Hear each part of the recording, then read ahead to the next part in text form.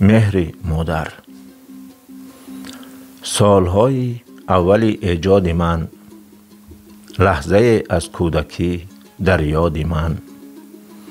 مانده است گویا بر روی موج آب، خیره و لرزان چو عکس آفتاب.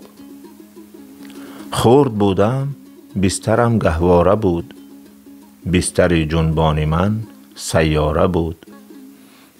در همین جا بود خورد و خواب من، در همین جا منبر و محراب من.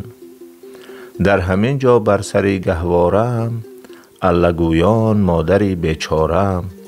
با تبسم با تکلم با شتاب، می برآمد هر سحر چون آفتاب.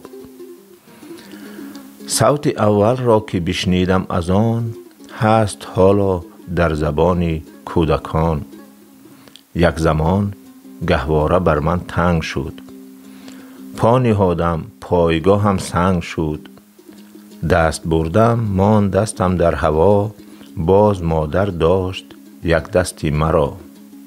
در همین عجز و همین بیچارگی، در همین خردی یک و یک بارگی. خیستم دیدم ندیدم یک سحر، از همان مهر درخشانم اثر. با دو چشم چار او را کافتم، کافتم تمثال او را یافتم.